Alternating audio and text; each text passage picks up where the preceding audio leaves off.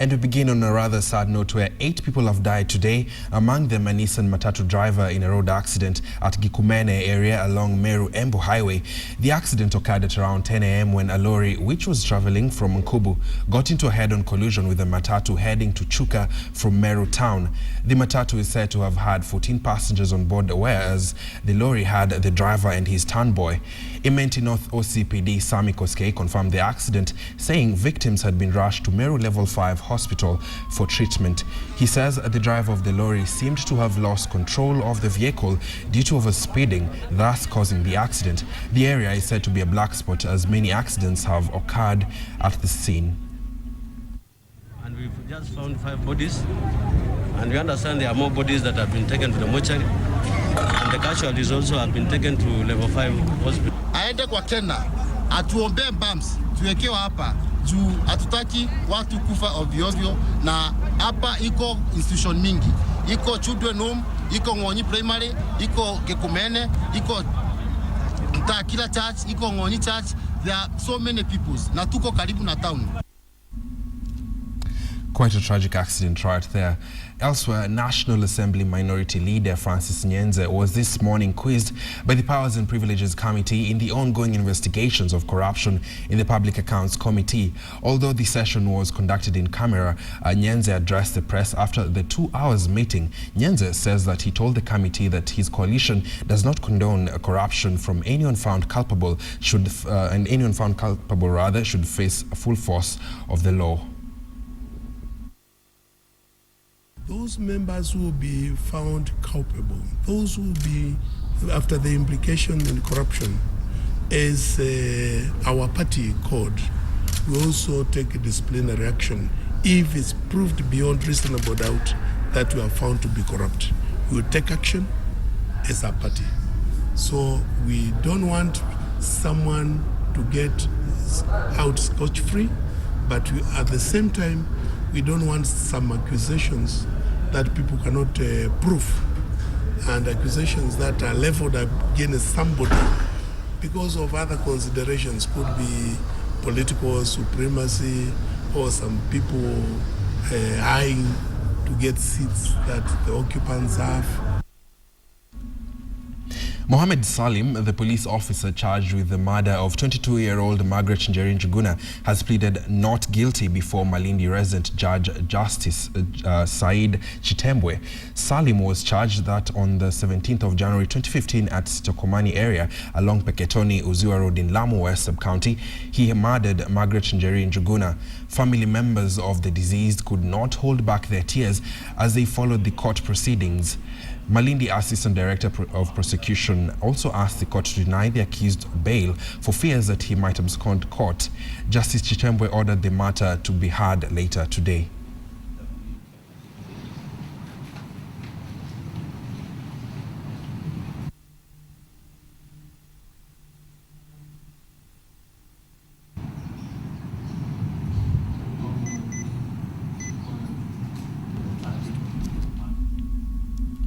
Well, it is often joked that there is nothing Kenyans love more than free things. This is often seen when a beer truck gets involved in an accident, or even fuel tankers where residents rush to the scene for freebies despite the obvious dangers. Well, residents of Marwa in Nyeri had their turn yesterday afternoon when a lorry ferrying milk got involved in an accident. The police initially tried stopping them from fetching the milk, but their efforts were soon deemed futile and they gave in. Residents rushed to the milk container and each fetched milk as they possibly could. The junction at Marwa in Nyeri was a beehive of activity late afternoon yesterday. An accident involving a milk lorry and a small personal vehicle became a major attraction, and here is why. The lorry was ferrying liters and liters of milk, and when it got involved in an accident, hopeful residents arrived carrying all manner of containers with which to fetch the milk in. Well, there was a small matter of police officers trying to thwart the milk fetching mission, and this resulted in an argument between the two parties. However, despite the earlier efforts by police officers to stop the onlookers from fetching the milk container started leaking on its own. Here is where all hell broke loose. A frenzied rush to the milk source. The old and the young, men and women. Woe unto you if we did not have a kibuyu for the freebie. This fellow was too excited. After all, in his reasoning, the milk belonged to them as they are the ones who milked the cow.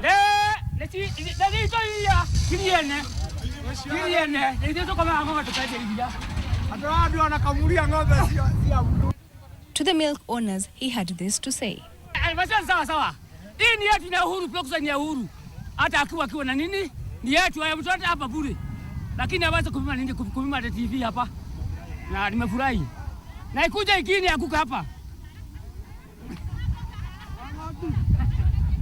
Before rushing back to the container for more milk before the supply ran out, others too eager to share what they had just witnessed.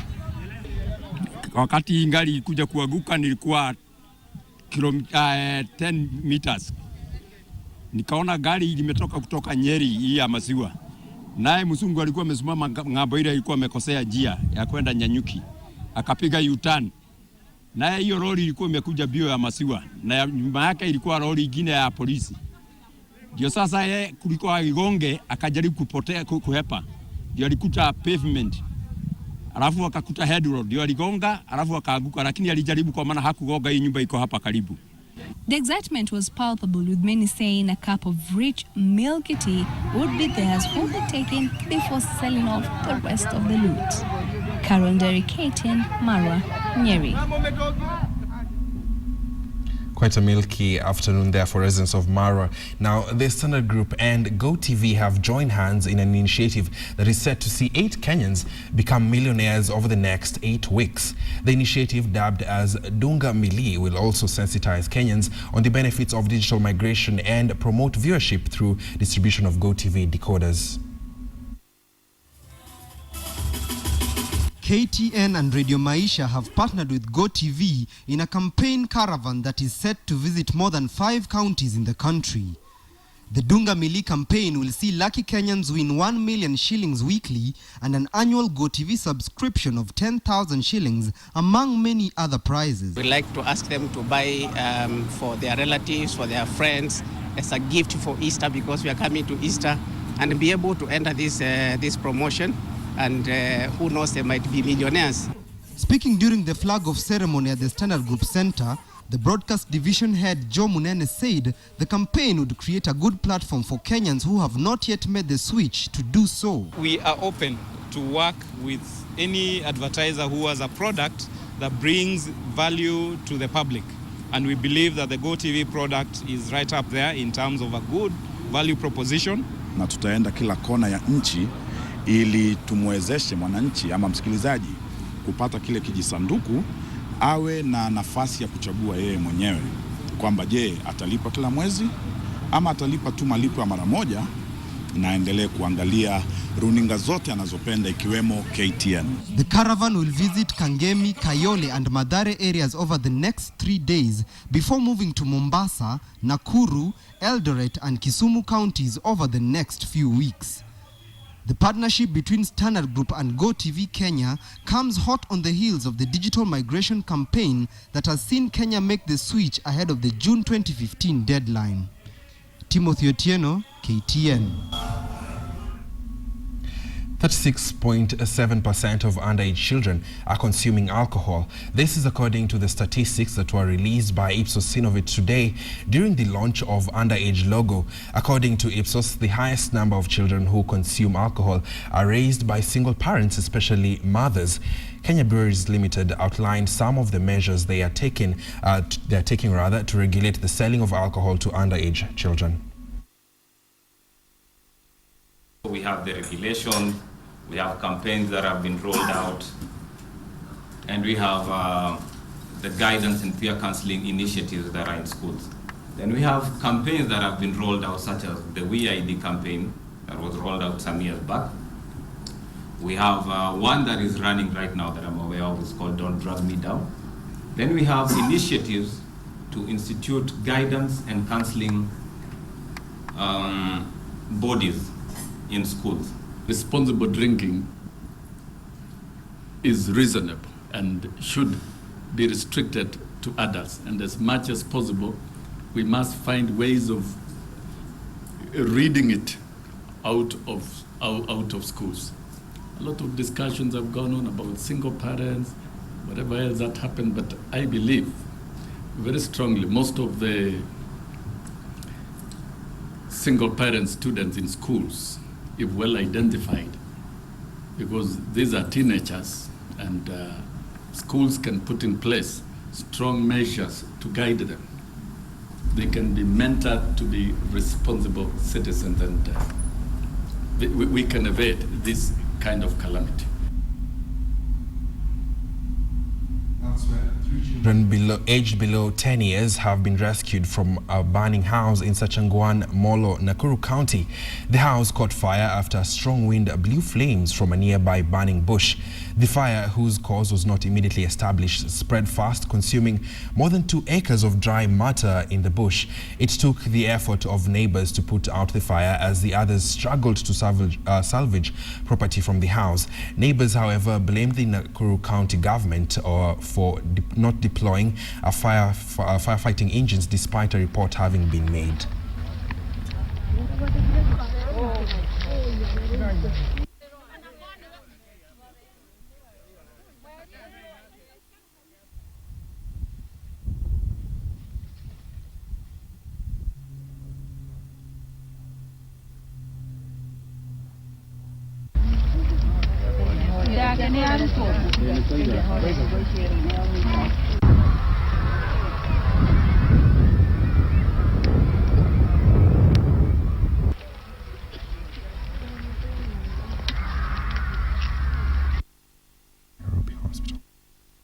Iliokolewa ni kitu kidogo sana.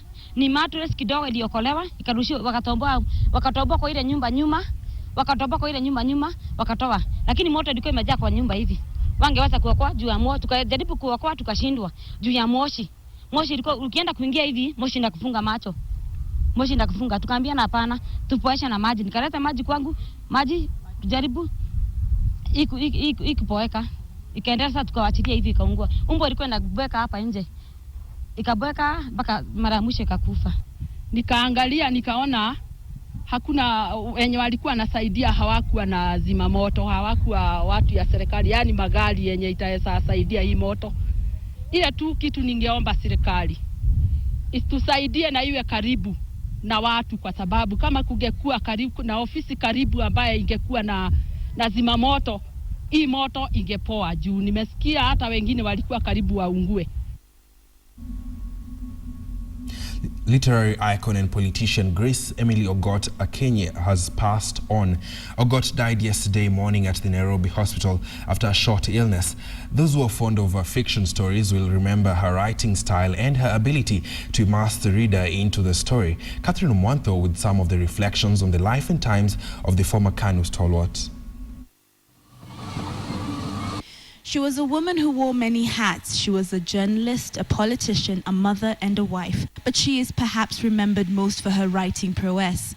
The title that comes to mind is Land Without Thunder, her first collection of short stories that were published in 1968, a book that would earn her her big break, appearing in European and African journals. Her stories were relatable, easy to read, but all had powerful lessons, such as Island of Tears, that depicted the struggle between tradition and modern culture, or even the story of Tekayo, whose greed only brought him grief. She was a household name in her time. Grace Emily Akinyi Ogot will go down in history as being the first politician to also double up as a successful author. She was the first woman to have her fiction books published by the East African Publishing House, and also one of the first women to sit in Parliament in 1984 as a Member of Parliament for Gem, and the only female minister to sit in former President Daniel Arap Moi's cabinet. She was a staunch KANU supporter in the 80s and 90s and fought vigorously for affirmative action. There are some areas where women would do a better job, so let us have them meet.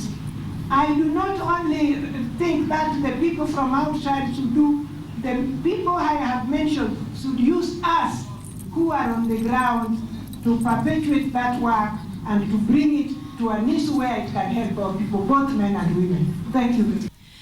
Ogot was a nurse by profession, educated at the Nursing Training Hospital in neighboring Uganda from 1949 to 1953. She went to practice nursing in London before settling at Maseno Hospital. She also served as a scriptwriter and announcer for BBC East Africa and was a columnist for the East African Standard.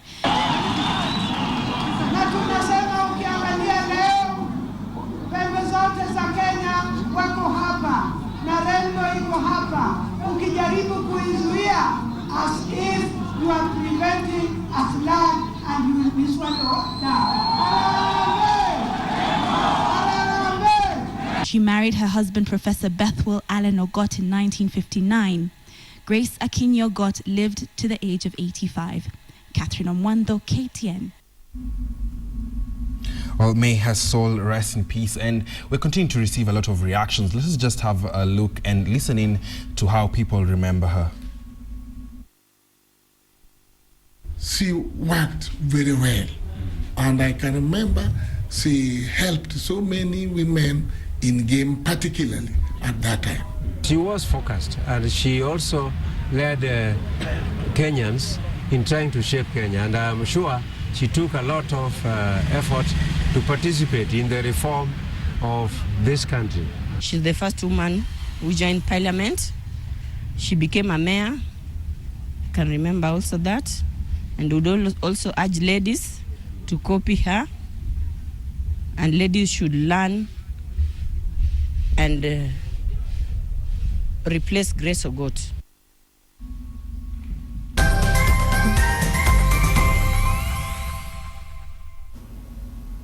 And welcome back to KTN Newsdesk. I'm Michael Karanja. Now, insurance, and more specifically health insurance, has been a hard sell, especially for most Kenyans. And just to help us understand what goes into health insurance in this country, I'm now joined by Catherine Karori, who's the GM for medical business at Jubilee Insurance. Catherine, first things off, how come selling health insurance is that difficult in Kenya? Well, I think the challenge with health insurance is perception. Yep. People don't understand health insurance. People do not appreciate health insurance. They do not understand that it's part of risk management or it's a part of investing in their health. The Kenyan community, we are happy to go and buy land, go and buy and invest in everything else, but health insurance. So I think the challenge is that we probably, as an industry or as a community, have not been very on the forefront in terms of educating members.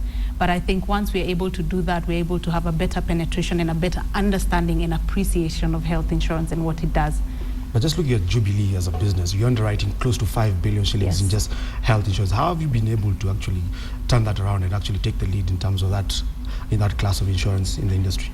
Well, our main target has historically for over the years for Jubilee has really been the corporate portfolio, where we have been able to meet the formal sector and the employer groups, whether they are large corporates, small corporates, or what you call the small and medium-sized enterprises. We're able to reach out to them through our partnerships of intermediaries or of our own in-house sales representatives. We're able to go out to those clients and sensitize them about health insurance. Of course, for the better part, that group of people in the formal sector are more aware and more alive to their the need for health insurance. So we've been able to go out there and increase the access basically to health insurance. Yes. Just look at it, the focus has tended to be rightfully so on the formal sector. Yes. But what's being done, especially as an industry, for that informal sector? We always know that the National Hospital Insurance Fund is there, but it doesn't seem to play that role that is required to actually address and capture those in the informal sector. Yeah, it's really about education, like I said. As an industry, we are going out and reaching out to more people. It's also about innovation. As an industry, we need to go out and create products that are more relevant to that particular, the various segment groups, being able to tell them this is how the policy works. I'll give you an example. Last year, or was it the year before, Jubilee actually partnered with a bus company where we were able to tell the bus company, how can you enhance road safety for your members? And we came up with a product in which it's a health insurance coverage. So when a patient is actually on the road, they are told by the bus company that you have health insurance. Should anything happen to you, we'll basically be able to take care of you. And we have a partner, several partners of road ambulances who are able to reach the members in time of need and be able to rescue them. And I think with time, you find that the members appreciate that. So creating the initiatives and finding products that would be relevant to the various markets generally would help us reach the insurance market and increase penetration and users for the users. Looking at health insurance for the longest time, health insurance didn't used to cover chronic ailments or pre-diagnosed ailments. How is the industry changing towards that and actually accepting that that's something that can actually be covered under health insurance? Pre-existing condition, chronic conditions, congenital conditions, HIV, AIDS, all these were conditions that nobody wanted to touch. But with time and with, basically the support of proper pricing through actuaries, being able to partner with the hospitals and identify what is the cost of treatment for these particular conditions, it's created a better understanding for the market to be able to go in and price those products and be able to give them to the members.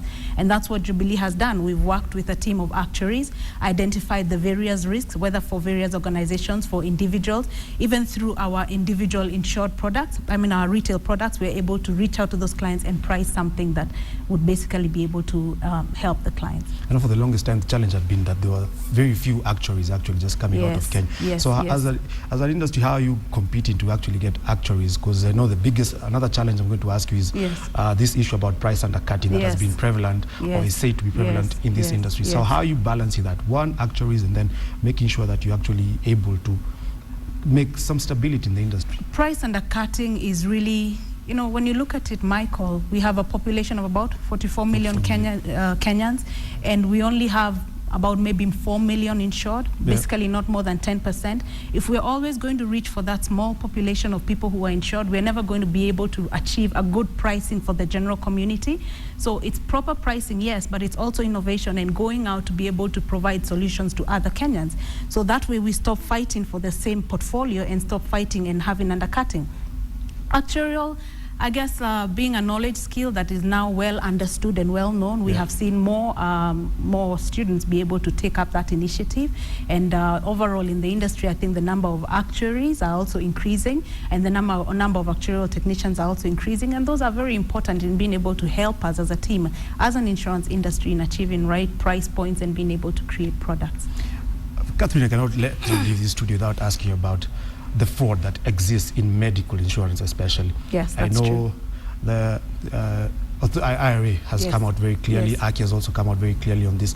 Claims that keep on rising. I go in with a cough, I'm told to take an X-ray, take ABCD test. How is the industry dealing with especially medical fraud when it comes to insurance? Well, fraud again is diverse. Fraud has been to the line of when members impersonate and come in and pretend to be somebody they are not. It's in overbilling, it's in overuse and overtesting. So there are many initiatives which we are coming up with. Say, for example, as Jubilee Insurance, we ensure that we talk to our partners. I think it still goes back to the same thing that I mentioned earlier on about client misperceptions and provider perceptions as well.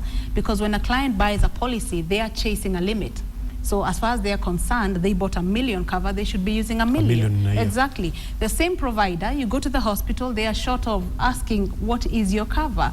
So it's like we are always chasing a particular limit or chasing a particular benefit, which of course turns out into some form of fraud, because it then becomes a form of overuse and unnecessary testing. And I think the other thing people don't understand, say for example, even when you do go in as a genuine client who wants to use the cover wisely, the provider does not understand or appreciate that the limit maybe your employer or you have bought for yourself is only so much. So much for yourself, so much for your family, so much for the year. So I think it just goes back to the issues of educating and allowing the population and the masses to understand what insurance is and how they can make better use of it without necessarily misusing it. Because yes, that's why we are in a case of misuse. Well, it's a case of many things, not just misuse. Yes. All right, thank you very much. Thank you. That has been Catherine Karori, GM Medical Business at Jubilee Insurance, just giving us some hints as to what goes into health insurance in this country and what can be done to actually improve the kind of access people have to medical insurance. Ian Wafula, Barcelona, are they through to the quarterfinals of the Champions League? Well, thank you for that, Karan. And that story brings us to a close this afternoon. Our Twitter handle is at KTN Kenya, Facebook as well, KTN Kenya. Do let us know what is happening around you. My name is Ian Wafula. Do enjoy the rest of your viewing.